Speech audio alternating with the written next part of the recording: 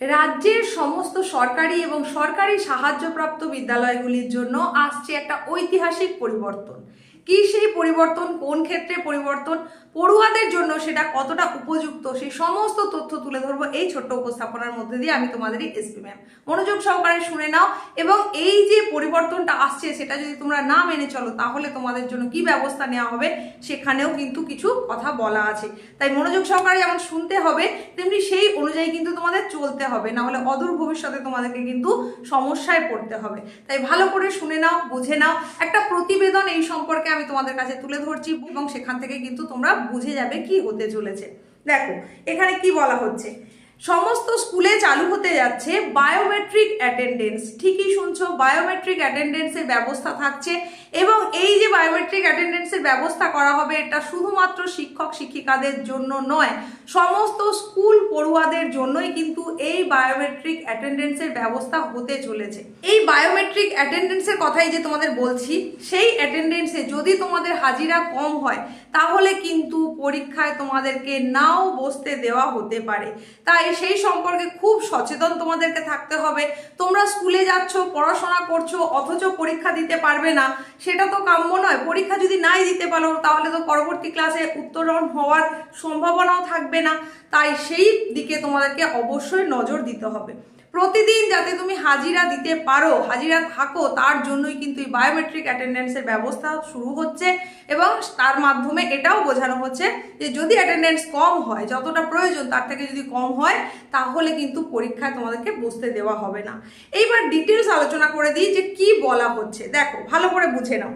এখানে যেটা জানানো হচ্ছে, রাজ্যের সরকারি ও সরকারি সাহায্যপ্রাপ্ত বিদ্যালয়গুলির পঠন পাঠন এবং পরিকাঠামোয় এক ঐতিহাসিক পরিবর্তনের সূচনা হতে চলেছে। শিক্ষার মানোন্নয়ন এবং স্কুলে ছাত্রছাত্রীদের নিয়মিত উপস্থিতি নিশ্চিত করতে এবার একাধিক গুরুত্বপূর্ণ সিদ্ধান্ত নিল শিক্ষা দপ্তর।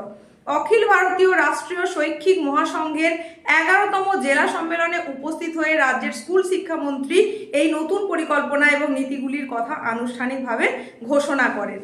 এইবার এই যে বায়োমেট্রিক হাজিরা বা উপস্থিতি কম হলে পড়ুয়াদের সমস্যাটা কি হতে পারে বা তার পরিকাঠামো এবং ল্যাব উন্নয়নের ক্ষেত্রে যে আর্থিক বরাদ্দ বাড়ানো হচ্ছে সেই সম্পর্কে নানান কথা কিন্তু মন্ত্রী মহাশয় বলেছেন।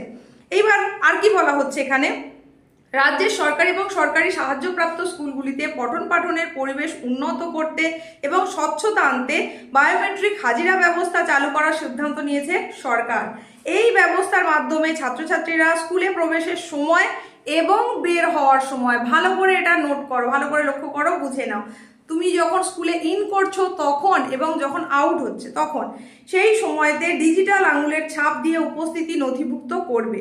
এতে কোনো পড়ুয়া কখন স্কুলে আসছে ও বের হচ্ছে তার সঠিক সময় সরাসরি সরকারি তথ্য ভাণ্ডারে জমা হয়ে যাবে। মানে স্কুল কাট করে আলাদা করে আগেই, সময়ের আগেই, ছুটির আগেই বেরিয়ে যাওয়ার সম্ভাবনা আর কিন্তু থাকছে না। আর কি বলা হচ্ছে দেখো, এছাড়া ম্যানুয়ালি রোল কল করার প্রয়োজন না থাকায় শিক্ষক শিক্ষিকাদের সময়ের অপচয় বন্ধ হবে এবং প্রশাসনিক কাজের চাপ কমবে। ফলে শিক্ষকরা পঠন পাঠনে আরও বেশি মনোনিবেশ করার সুযোগ পাবে। রোল কল করতে গিয়ে কিন্তু সত্যি অনেকটা সময় চলে যায় এবং সেখানে অনেকটাই এনার্জিও কিন্তু দিতে হয়। তারপরেও এই সম্পূর্ণ অ্যাটেন্ডেন্স যখন চলে, মানে রোল কল যখন চলে, অনেকেই অন্যমনস্ক থাকার কারণে ঠিকঠাক করে প্রেজেন্ট দেয় না, দ্বিতীয়বার আবার প্রেজেন্ট দেয়। তো সেখানে কিন্তু বেশ কিছুটা সময় চলে যায়, যেটা পঠন পাঠনের জন্য নির্ধারিত সময় থেকে কিন্তু অনেকটাই মাইনাস হয়ে যায়। যাতে এই রকম ব্যবস্থাও না থাকে তার জন্যই কিন্তু এই সমস্ত ব্যবস্থাপনা চলছে। এইবার কি বলা হচ্ছে, যদি উপস্থিতি কম থাকে তাহলে কি হবে, পড়ুয়াদের সমস্যাটা কি হতে পারে, কি ধরনের সমস্যায় পড়ুয়ারা পড়তে পারে সেই সম্পর্কে বলছে।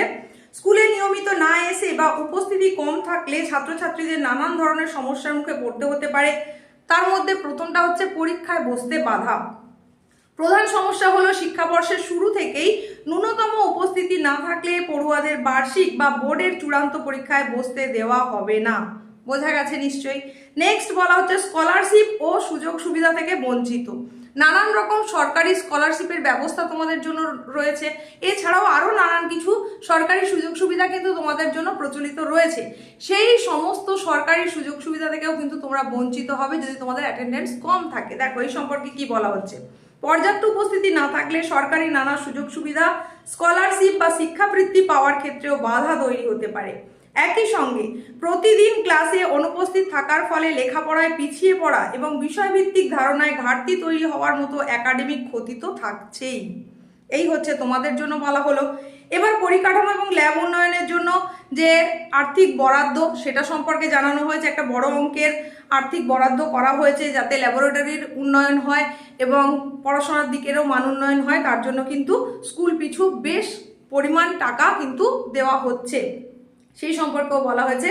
তো আমি সেইটার সম্পর্কে তোমাদেরকে খুব বেশি কিছু আর জানাচ্ছি না, যেটা তোমাদের জানার দরকার ছিল সেইটুকু জানালাম। আর কি বলা হচ্ছে, সার্বিকভাবে বায়োমেট্রিক হাজিরা ব্যবস্থা চালু হওয়ার ফলে একদিকে যেমন স্কুলে পড়ুয়াদের উপস্থিতির ক্ষেত্রে স্বচ্ছতা ও নিয়মানুবর্তিতা নিশ্চিত হবে, অন্যদিকে শিক্ষক শিক্ষিকাদের ওপর থেকে প্রশাসনিক কাজের চাপও অনেকটাই লাঘব হবে। সরকারের এই আধুনিক পদক্ষেপ রাজ্যের সরকারি শিক্ষা ব্যবস্থার মানোন্নয়ন ও ইতিবাচক পরিবর্তনে এক গুরুত্বপূর্ণ ভূমিকা পালন করবে বলে আশা করা যায়। এই ছিল আপডেট, যেটা তোমাদের জানিয়ে দিলাম। এবার থেকে তোমরা আর কিন্তু স্কুল যে সময়সীমা তার আগে বেরিয়ে যেতে পারবে না। বায়োমেট্রিক অ্যাটেন্ডেন্সের মাধ্যমে তোমরা কখন স্কুলে ইন করছো, কখন আউট হচ্ছে, সেই সম্পর্কে কিন্তু সমস্ত তথ্য একদম সরকারিভাবে নথিভুক্ত থাকবে। সুতরাং খুব সাবধান। আর যদি সঠিক হাজিরা না থাকে তাহলে কি কি সমস্যা হবে সেটাও কিন্তু তোমাদেরকে জানিয়ে দিলাম। তো এই ধরনের আপডেটেড তথ্য পাওয়ার জন্য, গুরুত্বপূর্ণ তথ্যগুলো পাওয়ার জন্য নিয়মিত চ্যানেলের সঙ্গে থাকতে হবে। আজকের এই যে ইনফরমেশন, এটা নিশ্চয়ই তোমার কাজে আসবে এবং তোমার বন্ধুদেরও যাতে কাজে আসে তার জন্য এটা প্রচুর পরিমাণে শেয়ার করে দাও বন্ধুদের মধ্যে। ভালো লাগলে লাইক করতে একদম ভুলবে না। চ্যানেলে যদি তুমি প্রথম এসে থাকো, সাবস্ক্রাইব অতি অবশ্যই এখনই করো। দেখা হচ্ছে এইরকমই গুরুত্বপূর্ণ আপডেটের সঙ্গে পরবর্তী উপস্থাপনায়।